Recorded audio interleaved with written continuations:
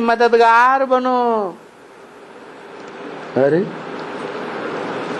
कौन कहते हैं मददगार बनो?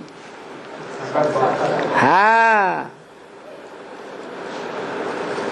वो साकार बाप है जो कहते हैं मन मना भव, मेरे मन में समा जा। जो निराकार आत्माओं का निराकार बाप है उसको तो मन है ही नहीं, वो कैसे कहेगा मेरे मन में समा जा? मेरे मन में समा जा कहने वाला जरूर उसने अपने मन को ऐसा योग्य बनाया है कि निराकारी स्टेज में, निसंकल्पी स्टेज में टिका। तो तुम भी क्या करो, तो दुनियादारी के टुंडे टुंडे मतिर भिन्ना अलग अलग संकल्प जो चल रहे हैं सारी दुनिया में, मनुष्य मात्र के अंदर, सबके अंदर अलग अलग चल रहे हैं कि एक दूसरे से मिल रहे हैं? अलग अलग चल रहे हैं। वो सब संकल्पों को एक बाप के संकल्प में तिरोहित कर दे। एक बाप के अंदर क्या है? ज्योति बिंदु। तो क्या करो? ज्योति बिंदु में समा जाओ। इसी बात को सन्यासियों ने उल्टे अर्थ में उठा लिया। उन्होंने उठाया कि जैसे सागर में छोटे बड़े बलबूले बुदबुदे स्पाइसेस उत्पन्न होते हैं और सागर में ही समा जाते हैं, ऐसे ही आत्माएं सागर के बुदबुदे हैं। अरे जो बुदबुदे हैं सागर के बुलबुले, हम बुदबुदे हैं ना, अंदर अंदर अंदर अंदर बुदबुद आते रहते हैं ना, अपने अपने संकल्प, ऐसे ऐसे संकल्प चलते रहते हैं ना। तो जो अंदर अंदर बुदबुद आते रहते हैं ये बुदबुदे हो गए सागर के। तो ये सागर के जो बुदबुदे हैं उनमें गुण सागर का होगा या नहीं होगा? है? सागर के अंदर खारेपन का गुण सदैव है। तो बुदबुदों को इकट्ठा करो और वो पानी बन जाएंगे। उस पानी में बुदबुदों के संग्रह किए हुए पानी में खारापन होगा या नहीं होगा?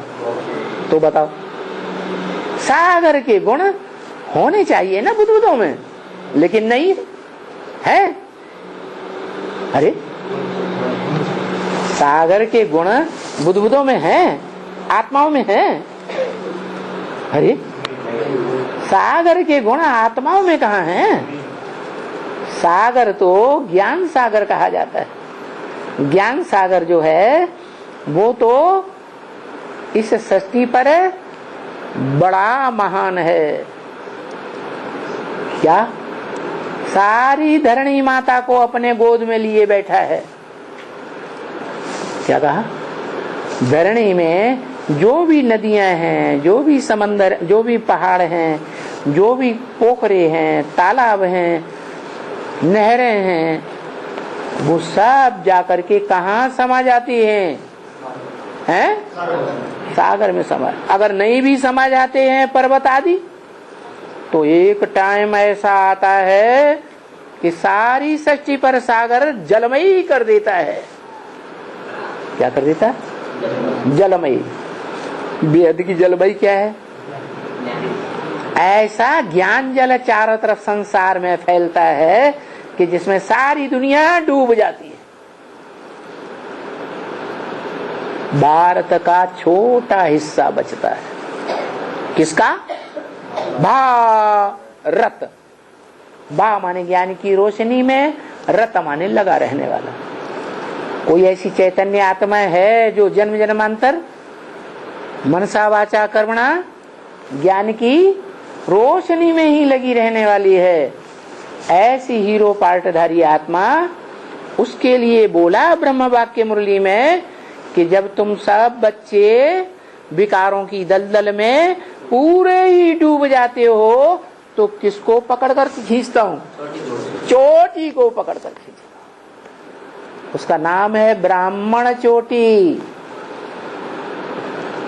शास्त्रों में उसका गायन है कि जब सागर मंथन हुआ तो कौन से पहाड़ को मथानी बनाया? अरे कहाँ दक्षिण भारत में आके बोल रहे?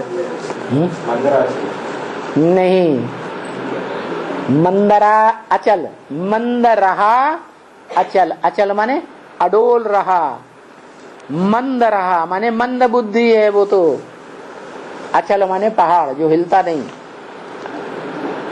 मंद रहा अचल माने कैसा अचल, कैसा पहाड़, जो मंद बुद्धि रहा, बुद्धि चली ही नहीं, उसको कहेंगे हिमालय पहाड़।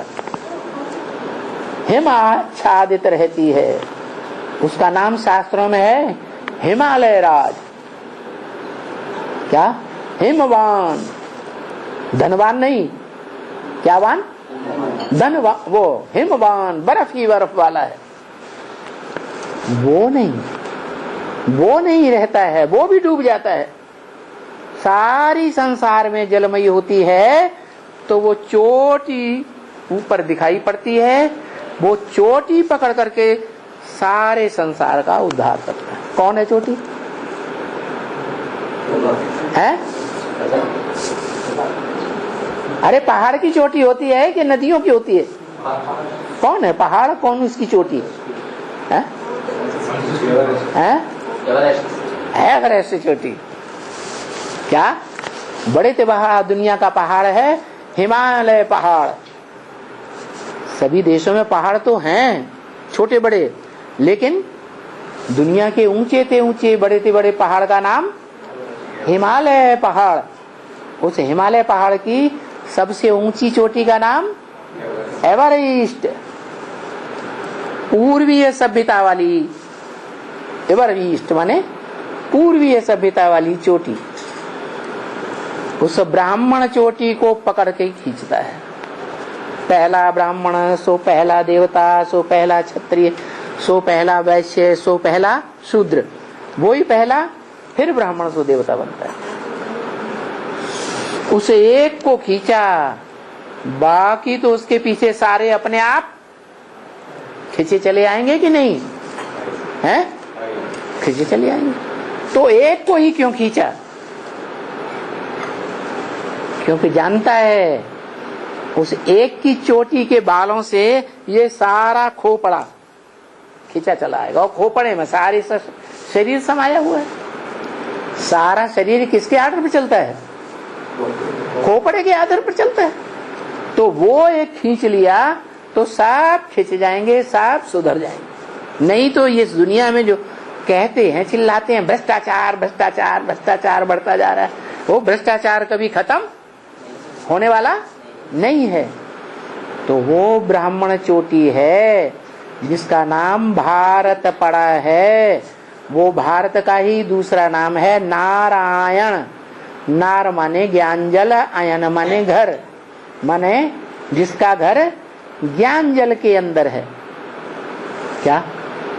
ज्ञानी आत्मा है या अज्ञानी है? ज्ञानी आत्मा। गीता में क्या कहा? नहीं ज्ञान सदृशम पवित्रम यह विद्यते। इस ज्ञान के समान इस दुनिया में पवित्र कोई चीज है ही नहीं। तो वो पवित्र आत्मा खींची जाती है, और किस लिए, किस पर्पज से? इसलिए खींची जाती है कि उस आत्मा में अगर पूरा ज्ञान आ गया सृष्टि के आदि मध्य अंत का, और सृष्टि के आदि अंत आदि मध्य अंत का जो त्रिकालदर्शिता का ज्ञान आत्माओं के बाप के अंदर है, क्योंकि वो जन्मन के चक्र से न्यारा है, उसी ज्ञान को अगर उस चोटी में डाल दिया तो चोटी क्या करेगी? सारे संसार में उस ज्ञान को फैला देगी।